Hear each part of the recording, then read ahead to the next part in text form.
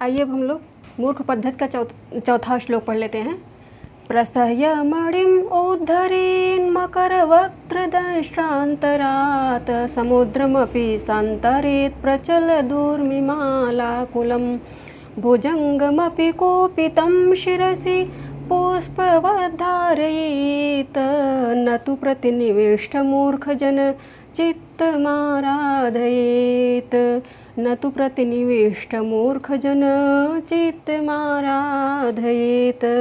इसका अन्वय कर लेते हैं अब।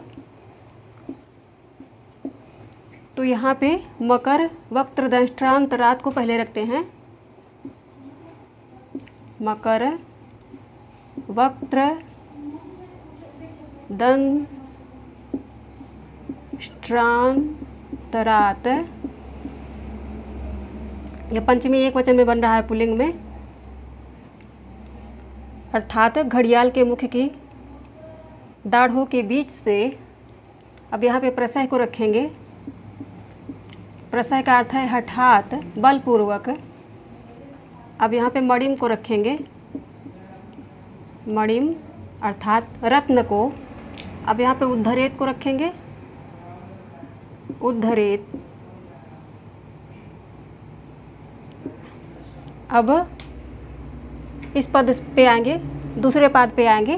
प्रचल दूर्मिमालाकुलं, प्रचल दूर्मिमालाकुलं, इसका अर्थ है चंचल तरंगों द्वारा विक्षुब्ध।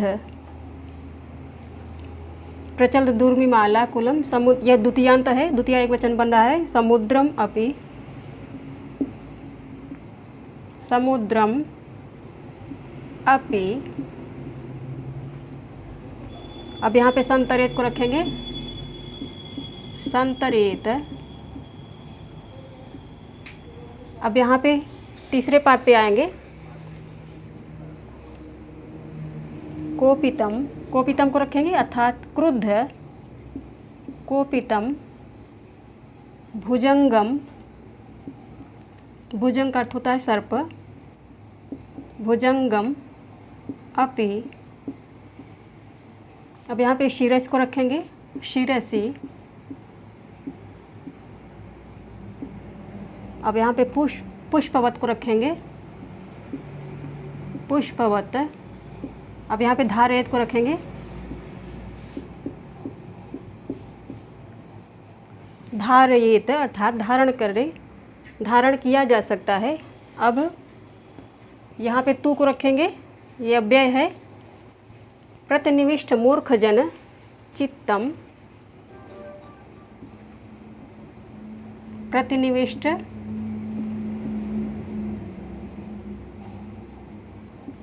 मूर्खजन चित्तम,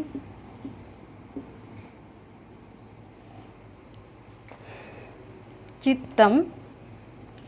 अब यहाँ पे ना को रख देंगे। ना। अब आराधयेत को रख देंगे। आराधयेत। देखिए हो गए, इसका अन्वय हो गया। इस श्लोक के माध्यम से आचार्य भट्टाचार्य बता रहे हैं कि मूर्ख, जो हठी मूर्ख होते हैं, उनको कभी भी किसी भी परिस्थिति में प्रसन्न नहीं किया जा सकता है। तो यहाँ पे ये द्वितीय, ये पंचमी एक वचन में बना है पुल्लिंग में। प्रसय ये अव्यय है, हठात। मणिम उद्धरेत, ये मणि द्वितीय एक वचन में बन रहा है। उद्धरेत ये क्रिया है। प्रचल दूर्मिमालाकुलं समुद्रम, ये दोनों ही द्वितीयांत एक वचन में है। अब ये अव्यय है। संतरित ये क्रिया है। कोपितम यह भी द्वितीयांत है, एक वचन में है। भुजंगम द्वितीयांत है, ये पुल्लिंग में है ये। अब ये अव्यय है। शिरसी ये सप्तमी एक वचन में है। पुष्पवत धारयेत ये क्रिया है, ये अव्यय है। तो प्रतिनिविष्ट मूर्खजन चित्तम, चित्त को यहाँ पे ये भी द्वितीयांत है। ये ना अव्यय है। आराधयेत ये क्रिया है। अब आइए इसका अर्थ यहीं पे लिख देते हैं। तो यहाँ पे घड़ियाल, घड़ियाल के मुख में दाढ़ों, अच्छा उसके दांतों के बीच से दाढ़ों के बीच से। अब यहाँ पे प्रत्यय का अर्थ है हठात, बलपूर्वक, रत्न को खींचकर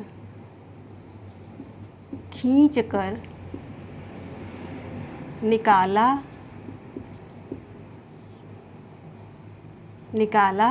जा सकता है। प्रचल दुर्मिमालाकुलम अर्थात चंचल तरंगों द्वारा विक्षुब्ध,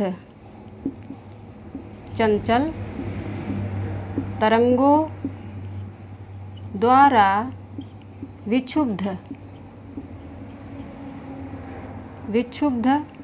समुद्र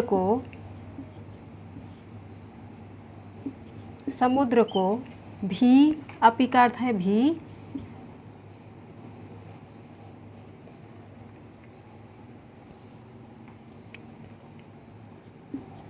तैर कर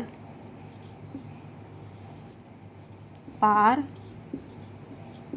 किया जा सकता है। क्रोधित, यहाँ पे कोपितम का अर्थ है क्रोधित, क्रुद्ध कर देंगे, क्रुद्ध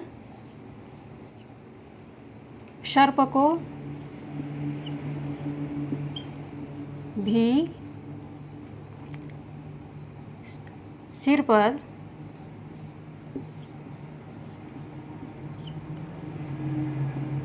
फूल की तरह धारण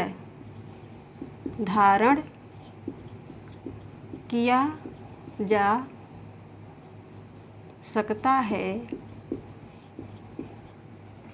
अब यहाँ पे किंतु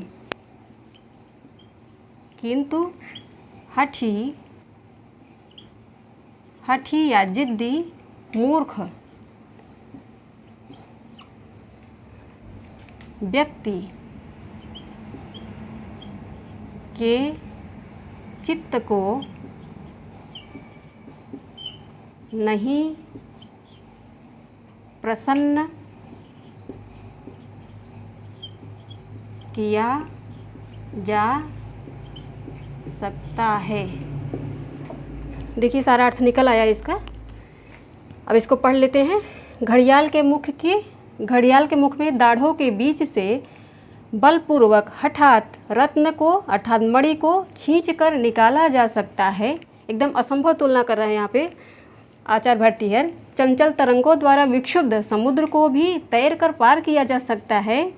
क्रुद्ध सर्प को भी सिर पर फूल की तरह धारण किया जा सकता है, किंतु हठी मूर्ख व्यक्ति के चित्त को नहीं प्रसन्न किया जा सकता। कैसे असंभव यहाँ पे तुलना कर रहे हैं वो, और बता रहे हैं कि मूर्ख व्यक्ति को प्रसन्न नहीं किया जा सकता, तो इसलिए ऐसे असंभव कार्य में लगना ही नहीं चाहिए।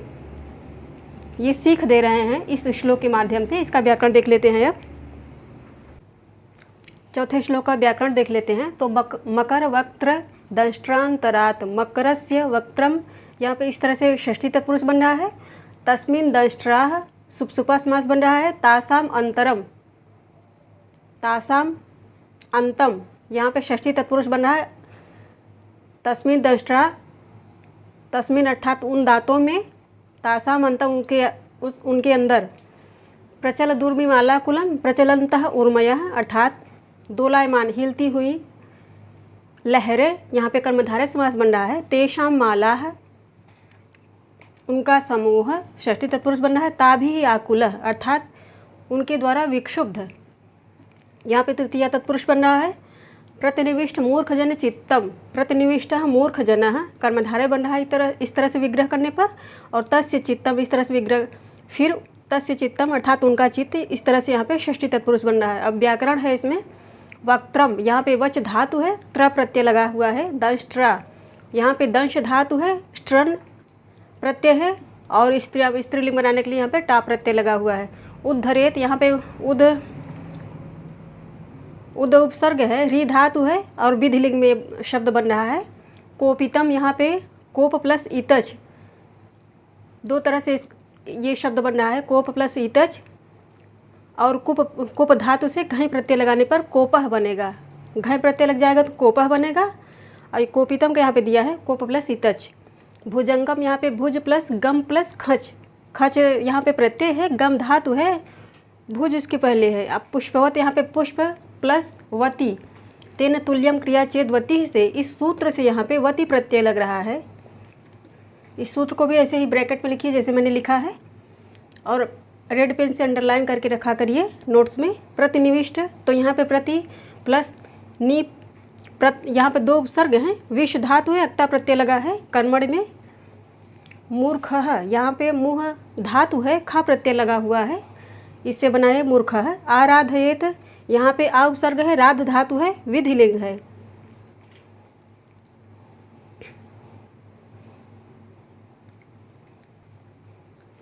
अब इस चौथे श्लोक में छंद है पृथ्वी, लिख लीजिए। छंद है पृथ्वी और अलंकार है अतिशयोक्ति। यहाँ पे जो उपमा दी गई थी सारे असंभव चीज़ों की दी गई थी, इसलिए यहाँ पे अतिशयोक्ति है। अतिशयोक्ति, क्योंकि क्रुद्ध सर्प को कोई भी सिर पे माला की तरह नहीं धारण कर पाएगा, समुद्र को कोई भी तैर कर पार नहीं कर सकता है, और घड़ियाल के मुख से कोई भी मणि नहीं निकाल सकता है, सब असंभव है, इसलिए यहाँ पे अतिशयोक्ति अलंकार हो रहा है। आइए मूर्ख पद्धति का 5वां श्लोक पढ़ लेते हैं। लभेत सिकताशु तैलम अपि यत्नतः पीडयन्, पिबेच मृगतृष्णिकासु सलिलं पिपासार्दितः, कदाचिदपि पर्यटंश शशव्यषाणम् आसादयेत्, न तु प्रतिनिविष्ट मूर्खजनचित्तम् आराधयेत्। इसका अन्वय कर लेते हैं अब।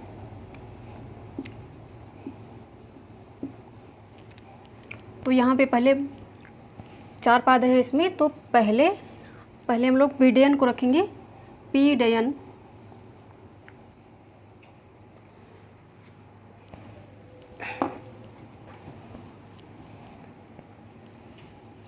ये पद उठाएंगे, यत्नतः को उठाएंगे यहाँ। यत्नतः अर्थात प्रयास से या परिश्रम पूर्वक। अब यहाँ पे पीडयन को रखेंगे। पीडयन का अर्थ है पेरता हुआ। यत्नतः पीडयन सिकतासु, सिकता का अर्थ होता है बालू, रेत। सिकतासु, सिकतासु ये स्त्रीलिंग, स्त्रीलिंग सप्तमी बहुवचन में है ये। पीडयन पेरता हुआ, सिकतासु बालू से, सिकतासु, यत्नतः पीडयन सिकतासु, तैलम अपि, तैलम अपि। अब यहाँ पे लभेत को रख देंगे। लभेत, अब दूसरे पाद से इसको उठाएंगे, पिपासार्दितः को उठाएंगे। पिपासार्दितः अर्थात प्यास से पीड़ित। पिपासार्दितः प्यास से पीड़ित। पिपासार्दितः मृगतृष्णिकासु, मृगतृष्णिकासु।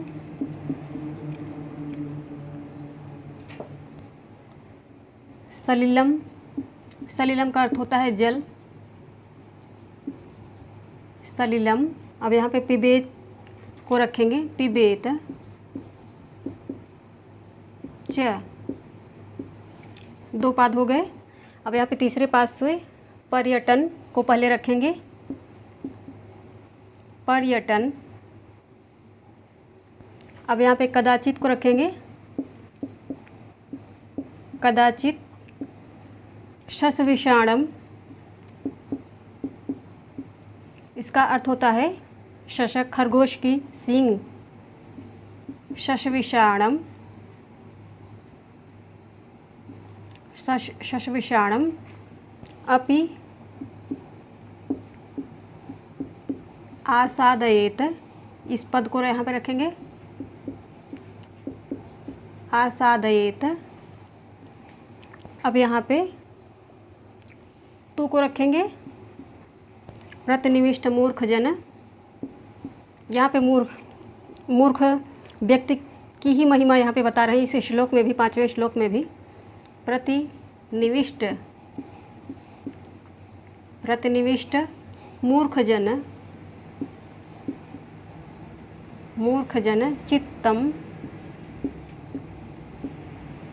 चित्तम आराधयेत। देखिए सारे पद लग गए क्रम से। अब इसका अन्वय यहाँ पे अर्थ यहीं पे लिख दे रहे हैं। यत्नतः अर्थात प्रयास से या परिश्रम से,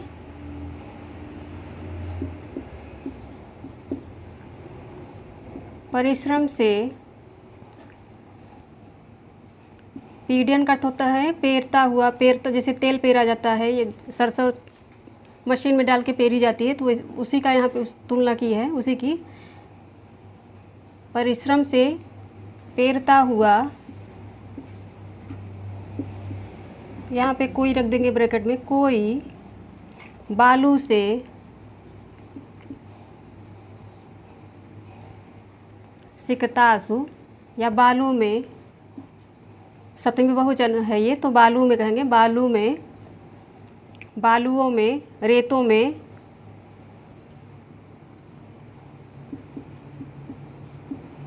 रेतों में तेल भी प्राप्त कर ले,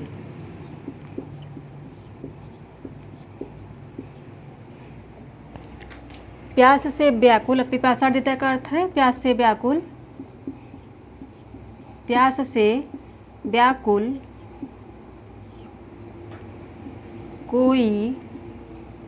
मृग तृष्णा का अर्थ होता है मृग मरीचिका, जो रेगिस्तान में दिखाई देता है। वहाँ पे पानी का आभास होता है किंतु पानी होता नहीं है, वो प्रकाश परावर्तन के कारण ऐसा होता है दोपहर के समय। मृग मरीचिका का तो सर्वथा असंभव है, यहाँ पे मृग मरीचिका का जल कोई नहीं पी सकता क्योंकि वहाँ जल होता ही नहीं है। मृग मरीचिका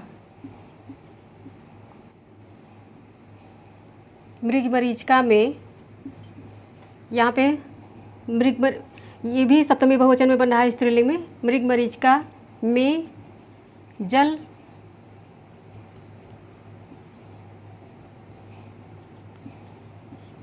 को,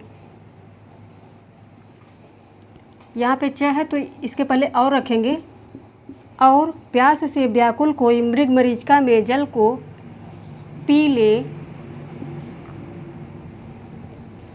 पर्यटन अर्थात घूमता हुआ, इधर उधर घूमता हुआ, इधर उधर घूमता हुआ। यहाँ पे शत्रु प्रत्यय लगा है इसलिए हुआ यहाँ पे घूमते हुए, करते हुए होता है इसका अर्थ।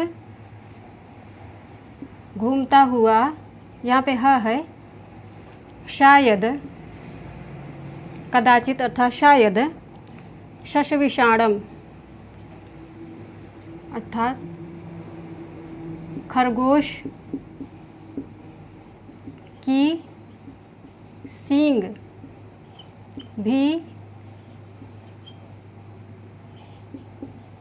प्राप्त कर ले। सर्वथा असंभव है क्योंकि खरगोश को सींग होती ही नहीं है, बड़े बड़े कान होते हैं उसके। किंतु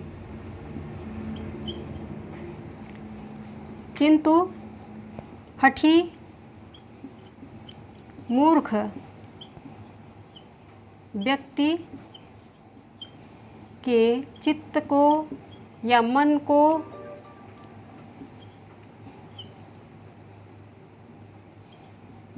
कोई नहीं प्रसन्न कर सकता है। देखिए अर्थ लग गया इसका पूरा, क्रम से 4 पद लग गए, उसके पश्चात अर्थ भी सब निकल आया। परिश्रम से पेरता हुआ कोई रेतों में तेल भी प्राप्त कर ले, और प्यास से व्याकुल कोई मृगमरीचिका में जल को पी ले। इधर उधर घूमता हुआ शायद खरगोश की सींग भी प्राप्त कर ले, किंतु हठी मूर्ख व्यक्ति के चित्त को कोई नहीं प्रसन्न कर सकता। ये इसका अर्थ निकल आया। यहाँ भी चौथे श्लोक में भी उन्होंने चौथे श्लोक में एक हठी मूर्ख व्यक्ति की महिमा का वर्णन किया, बखान किया है। 5वें श्लोक में भी उसी का बखान है। अब आगे इसका व्याकरण देख लेते हैं इस श्लोक का। आइए भी इस श्लोक का व्याकरण देख लेते हैं। अभी जो हम लोगों ने पढ़ा 5वां, पिपासा अर्दिता है, यहाँ पे समास है पिपासया अर्दिता है, यहाँ पे तृतीय तत्पुरुष बन रहा है। मृग तृष्णिकासु, यहाँ पे मृगाणाम तृष्णा अस्याम इति मृग तृष्णा, यहाँ बहुब्रीहि बन रहा है, बहुब्रीहि समास हो रहा है। शश विषाणम शशस्य विषाण, यहाँ षष्ठी तत्पुरुष बन रहा है। व्याकरण है यत नतः, यहाँ पे यत धातु है, नंग प्रत्यय है, और यह नंग प्रत्यय यज याच यत विच्छ प्रक्ष प्रक्ष प्रच्छ रक्षो नंग सूत्र से यहाँ पे नंग प्रत्यय लग रहा है। यत्न प्लस तस् से भी बनता है ये। पीडयन, यहाँ पे पीड धातु है, लट लकार है, पीड धातु है, शत्रु प्रत्यय है ये। और यहाँ पे सिकतासु आपह, सिकतासु बताया था कि ये स्त्रीलिंग सतमी बहुवचन में बन रहा है। तो ये कितनी चीज़ें स्त्रीलिंग बहुवचन में बनती ये यहाँ पे दिया है। आपह मनसो वर्षाप सरसः सिकता समाह एते स्त्रियां बहुत्वे स्युः एकत्वेपि कवचिन्मताः। इसको ऐसे ही लिख लीजिए जैसे मैंने लिखा है, ये श्लोक ही है पूरा। तैलम, यहाँ पे तिल प्लस अण प्रत्यय से तैलम बना है। पिपासा द्वितः पाद धातु है यहाँ पे, प्लस सन प्लस दो प्रत्यय यहाँ पे, अप्रत्यात से यहाँ पे अप्रत्यय लग रहा है इस सूत्र से, अप्रत्यात सूत्र से। आदित्य यहाँ पे अर्ध धातु है, अक्ता प्रत्यय कर्मण भी लग रहा है। पर्यटन, यहाँ पे परि उपसर्ग है, अट धातु है और क्षत्रि प्रत्यय लगा हुआ है। परि अर्थात चारों ओर घूमने को कहते हैं, पर्यटन अर्थात चारों ओर घूमना, परि का अर्थ है चारों ओर। तो अब यहाँ पे इस अलंकार में, इस श्लोक में छंद है पृथ्वी और अलंकार अतिशयोक्ति बन रहा है। चौथे 5वें श्लोक में छंद एक ही है और अलंकार भी एक ही है।